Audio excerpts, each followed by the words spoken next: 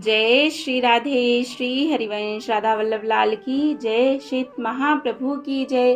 परम पूज्य गुरुदेव महाराज की जय जय हो। बहुत बहुत स्वागत है आप सभी का रसिक अनन्यमाल ग्रंथ में। हम श्रवण कर रहे हैं श्री हरिवंश महाप्रभु के कृपा पात्र संतों के पावन जीवन चरित्रों को। इसी श्रृंखला में आज हम बड़े सुंदर चरित्र श्रवण करेंगे जिसका नाम है श्री मोहनदास जी और श्री माधुरी दास जी। तो चलिए शुरू करते हैं, पर शुरू करने से पहले महाप्रभु को आनंद देने वाले नाम को गा लेते हैं। मेरे साथ साथ आप भी गाइए। राधा श्री राधा श्री राधा राधा राधा श्री राधा श्री राधा राधा राधा श्री राधा श्री राधा राधा राधा श्री राधा श्री राधा राधा राधा। जय श्री राधे। श्री हरिवंश राधा वल्लभ लाल की जय। चलिए शुरू करते हैं।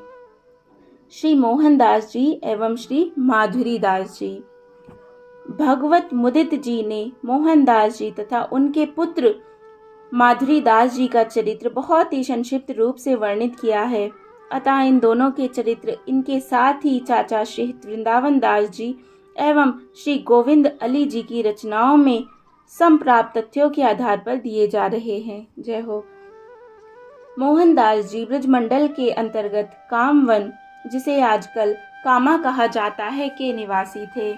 इनका जन्म एक ब्राह्मण परिवार में हुआ था। ये अपने समय के अच्छे संगीतज्ञों में इनका हृदय अत्यंत सरस था। साहित्य और संगीत के प्रति इनके विशेष लगाव ने इन्हें धन कमाने की प्रपंचपूर्ण अन्य कुछ चेष्टाओं में ही नहीं पड़ने दिया।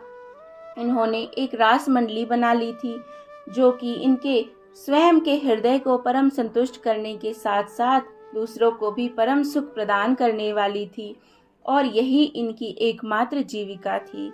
गोस्वामी श्री दामोदर जी महाराज के यहाँ नियमित रूप से रासलीला हुआ करती थी। कभी उनके यहाँ मोहनदास जी की रास मंडली के द्वारा भी रासलीला अनुकरण किया गया, जो कि अभूतपूर्व रहा। सब उपस्थित रसिक जन आनंद विभोर हो गए और उन्होंने इनकी भूरी भूरी प्रशंसा की। गोसाई जी के यहाँ नित्य सत्संग भी हुआ करता था, जिसमें रसिक जनों की भीड़ सी लगी रहती थी।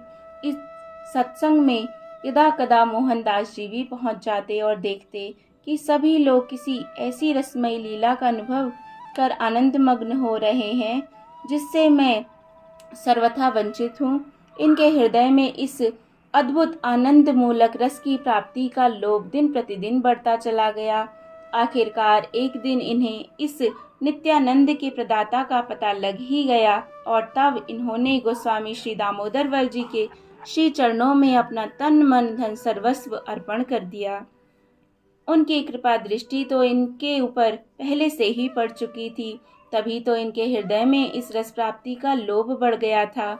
आज गोसाई जी ने भी मोहनदास जी को अपनी अमूल्य निधि प्रदान कर इन्हें सनाथ कर दिया। जय हो।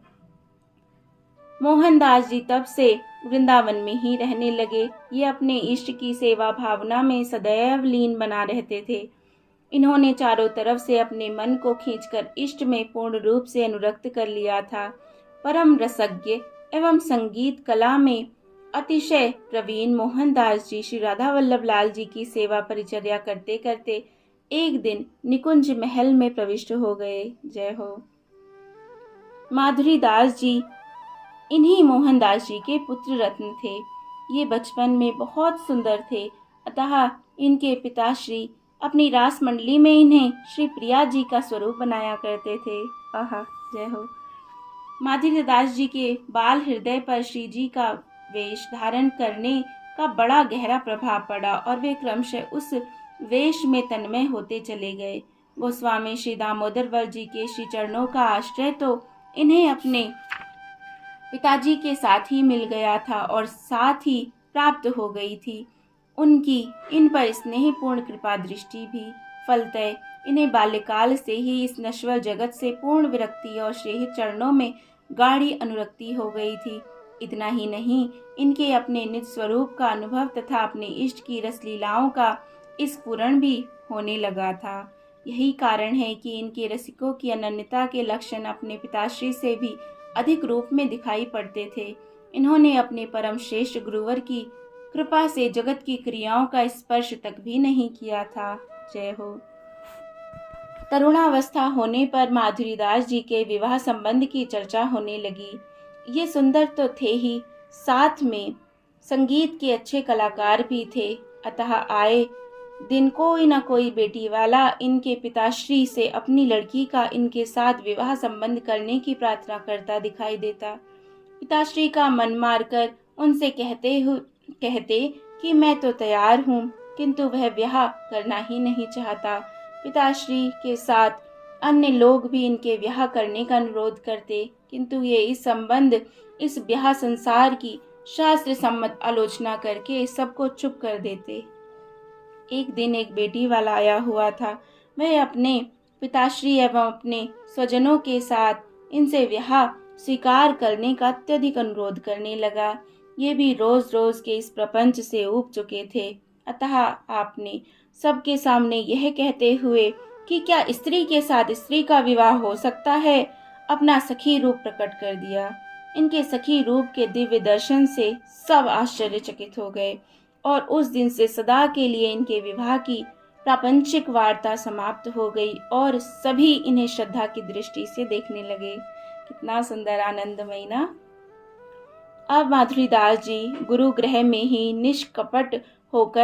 निष्कंटक होकर श्री राधा वल्लभ लाल जी की सेवा एवं रस भजन में अपना समय व्यतीत करने लगे।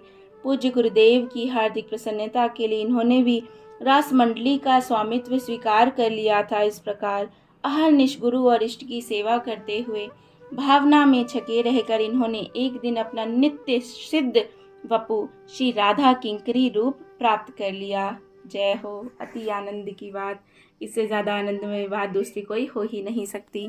बहुत सुंदर। आशा है आपको भी खूब खूब आनंद आया होगा। अगर आपने चैनल को सब्सक्राइब ना किया हो तो ज़रूर करें। बहुत आनंदमयी चरित्र हम आगे भी सुनते रहेंगे।